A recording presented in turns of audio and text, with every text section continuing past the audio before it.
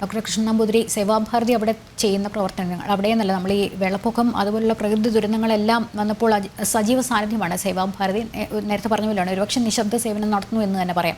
അവിടെ ക്രിമറ്റോറിയങ്ങൾ സജ്ജീകരിച്ചിട്ടുണ്ട്. ഉറ്റവരും ഉടയവരും ഇല്ലാതെ വന്നെത്തുന്ന ഭൗതിക ശരീരങ്ങളുണ്ട്. അവർക്കൊക്കെ ഉറ്റവരും ഉടയവരുമായി അവരെ അന്ത്യയാത്ര നടത്തുന്നത് മാത്രമല്ല, ഈ ഒരു പുനരുജ്ജീവനത്തിന് വേണ്ടി ചെയ്യുന്ന കാര്യങ്ങളും നിരവധിയാണ്.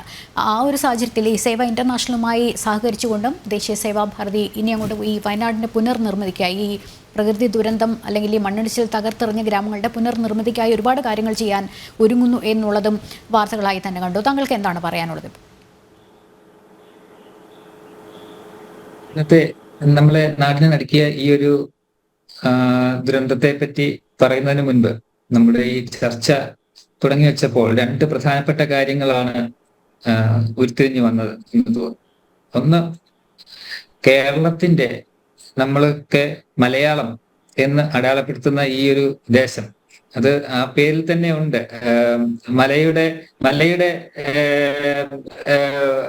മലയും മലയുടെ അടിവാരവും ചേർന്ന ഈ പ്രദേശത്തെ നമ്മുടെ നാട്ടിലേക്ക് എത്തിച്ചേർന്ന വിദേശീയരായ കച്ചവടക്കാർ പോലും ഇതിനെ മലബാർ എന്നാണ് വിളിച്ചിരുന്നത്.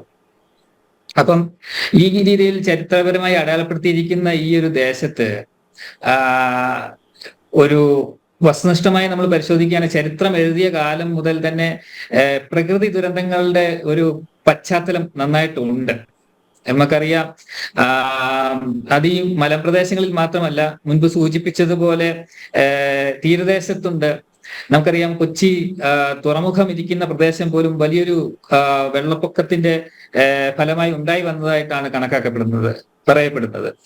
അപ്പം ഇങ്ങനൊരു പശ്ചാത്തലം പ്രകൃതിയുമായി ചേർന്ന് സഹവസിക്കുന്നതിന്റെ ഭാഗമായിട്ടുള്ള ആ ഒരു പ്രകൃതി ദുരന്തങ്ങളുടെ ഒരു പശ്ചാത്തലവും നമ്മുടെ ഈ മലയാള ദേശത്തിന് ചരിത്രാതീത കാലം മുതലേ ഉണ്ട്.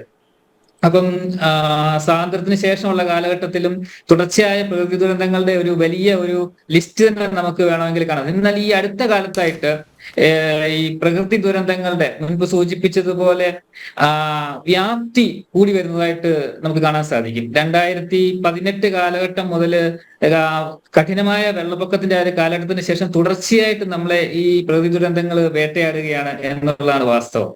അപ്പം സേവാഭാരതിയെ സംബന്ധിച്ചിടത്തോളം സേവാ പ്രവർത്തനങ്ങളിലൂടെ സേവനം മുഖ്യമാക്കിക്കൊണ്ടുള്ള പലവിധ പ്രവർത്തനങ്ങളിലൂടെ ലോകഹിതം മമ കരണീയം, ലോകഹിതം ആയിട്ടുള്ള കാര്യങ്ങള് കരണീയമാണെന്ന് കരുതി പ്രവർത്തിക്കുന്ന ആൾക്കാരുടെ ഒരു കൂട്ടായ്മയാണ് യഥാർത്ഥത്തിൽ സേവാഭാരതി എന്ന് പറയുന്നത്. ആ സേവാഭാരതി യഥാർത്ഥത്തിൽ ഈ 18 വെള്ളപ്പൊക്കത്തിന്റെ സമയത്ത് അതിനുശേഷമുള്ള കാലത്ത് നമ്മുടെ സേവാ പ്രവർത്തനങ്ങൾ നല്ല രീതിയിൽ ഒന്ന് പുനഃസംഘടിപ്പിക്കേണ്ടതിന്റെ ആവശ്യപ്പെട്ടു. ഒറ്റപ്പെട്ട് പല പ്രദേശങ്ങളിലായിട്ട് സാന്നദ്ധ്യമായി ചെയ്യുന്ന സേവാ പ്രവർത്തനങ്ങളെ വ്യക്തമായ രീതിയിൽ പുനഃസംഘടിപ്പിച്ച് ചെയ്യേണ്ടതിന്റെ ആവശ്യകത സേവാഭാരതിയുടെ പ്രവർത്തകർക്കിടയിൽ ഉണ്ടാകി. അപ്പൊ അതനുസരിച്ച് ഈ ഒരു കഴിഞ്ഞ ഒരു 4-5-6 വർഷങ്ങൾക്കുള്ളിൽ സേവാഭാരതി അതിന്റെ പ്രവർത്തനങ്ങളെ 5 ആയാമുകളായിട്ട് തിരിച്ച്, സേവാ പ്രവർത്തനങ്ങളെല്ലാം 5 ആയാമുകളായിട്ട് തിരിച്ച് പുനഃസംഘടിപ്പിക്കുകയുണ്ടായി. ഇന്നിപ്പോൾ കേരളത്തിലെ എല്ലാ പഞ്ചായത്ത്, മുനിസിപ്പൽ, വാർഡ് പ്രദേശങ്ങളിലും സേവാഭാരതിയുടെ പ്രവർത്തനമുണ്ട്. ആരോഗ്യരംഗത്തുള്ള പ്രവർത്തനമുണ്ട്. വിദ്യാഭ്യാസ രംഗത്തും സ്വാവലംബനം, സാമാജിക പ്രവർത്തനങ്ങളെല്ലാം ഉണ്ട്. അതിനൊപ്പം ഏറ്റവും സേവാഭാരതിയുടെ മുഖമുദ്രയായ ഒരു പ്രവർത്തനമാണ് വാസ്തവത്തിൽ ഈ ആപത് സേവാ പ്രവർത്തനങ്ങൾ എന്ന് പറയുന്നത്. അപ്പൊ ആപത് സേവാ പ്രവർത്തനങ്ങൾക്ക് കേരളത്തിന്റെ പ്രത്യേക സാഹചര്യത്തിൽ സേവാഭാരതി പ്രത്യേകമായിട്ട് ഒരു പ്രാധാന്യം നൽകുന്നുണ്ട്. അപ്പൊ അതുകൊണ്ട് ഈ 23-24 കാലത്ത്, ഈ കഴിഞ്ഞ ഒരു വർഷത്തില് സേവാഭാരതി ആപത് സേവയുമായി ബന്ധപ്പെട്ട് ഈ 14 ജില്ലകളിലും 1000-ലേറെ വോളണ്ടിയേഴ്സിനെ, സന്നദ്ധ പ്രവർത്തകർക്ക് പ്രത്യേകമായിട്ട് ട്രെയിനിങ് കൊടുക്കുക വരെ ഉണ്ടായിട്ടുണ്ട്.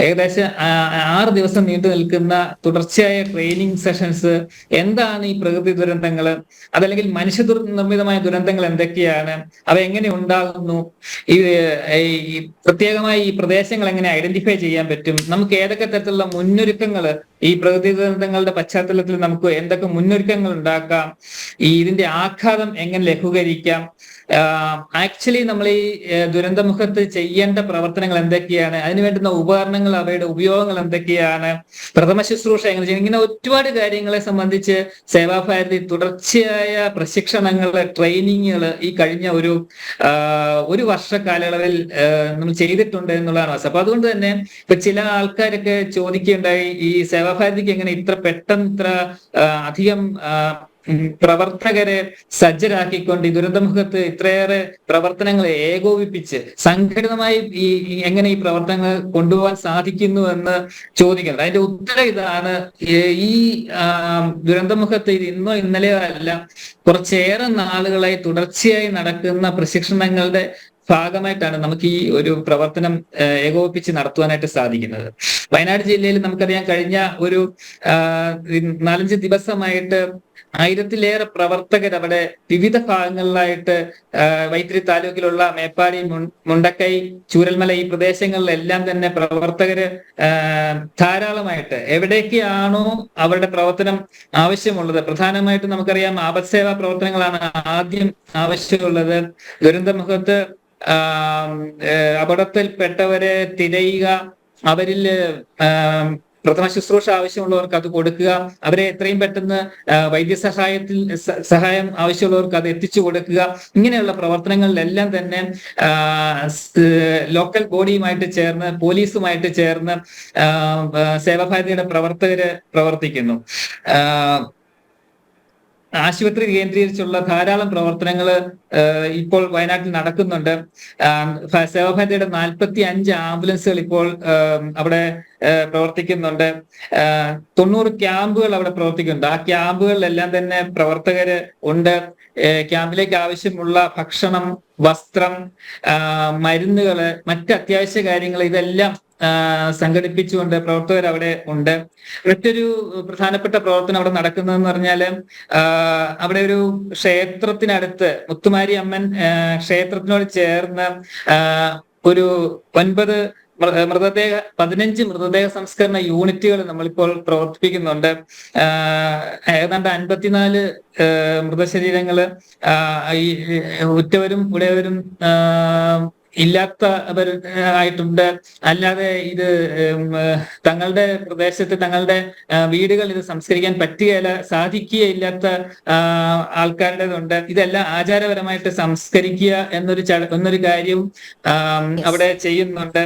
പിന്നെ അതുകൂടാതെ മുതിർന്ന പ്രവർത്തകരുടെയും അമ്മമാരുടെയും ഒരു കൂട്ടായ്മ, ഈ ദുരന്തത്തിൽ വിറങ്ങലിച്ച് നിൽക്കുന്ന ഒരുപാട് കുടുംബങ്ങളില്, ഒരുപാട് വ്യക്തികൾക്ക് മാനസികമായിട്ട് ഒരു താങ്ങായിട്ട് അവിടെ പ്രവർത്തിക്കുന്നുണ്ട്. ഇങ്ങനെ വിവിധങ്ങളായ പ്രവർത്തനങ്ങൾ സേവാഭാരതി ഇപ്പോൾ ഈ വയനാട്ടിൽ ഏകോപിപ്പിച്ചുകൊണ്ടിരിക്കുകയാണ്.